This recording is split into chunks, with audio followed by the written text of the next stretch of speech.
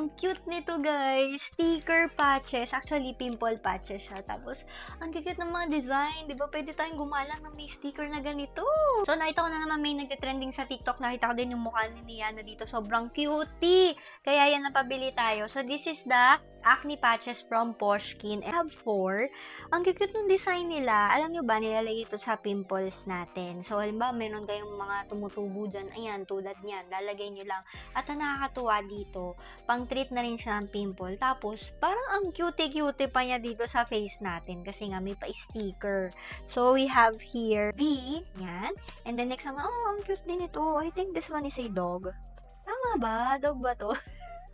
Ayan siya. And then, we have, ang cute frog! Tapos, we also have shark. Ayan, baby shark. Sabi dito, meron siyang salicylic acid and hydrocolloid. Kaya parang nakalagay dito, hydrocolloid acne patches siya.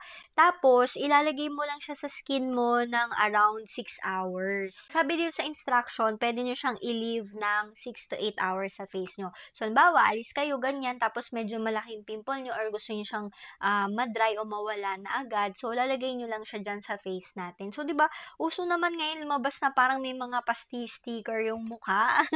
Ang bango niya. Sabi dito para siyang merong aloe vera scent. Ito siya. Ay, ang cutie. So, ganyan siya. Yan. O, meron din siyang tea tree oil para parang meron siyang smoothing effect.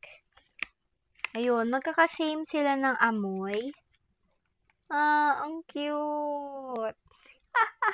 Ang cute nila lahat. So, parang tamang-tama magagamit ko tong lahat ng designs na to kasi meron akong mga pimple ngayon, 'di ba?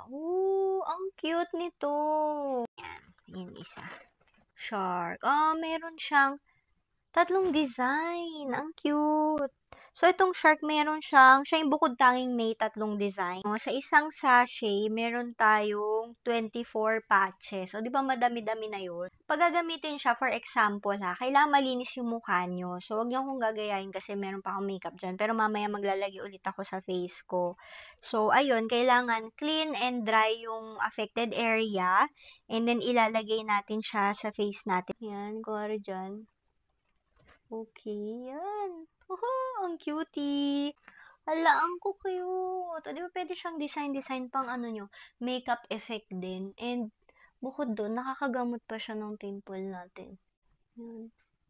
Di ba? Kahit lumabas ka na nakaganyan, okay lang. So, ito, tamang-tama, may laman yung pimple natin dito. So, pag pinil natin yan maya-maya, or after 6 to 8 hours, matatanggal na yung parang yung tinitiris natin. Ganun. Lalagay ko siya dyan sa yellow basket, guys. Check out niyo. Ang cute. Sobra.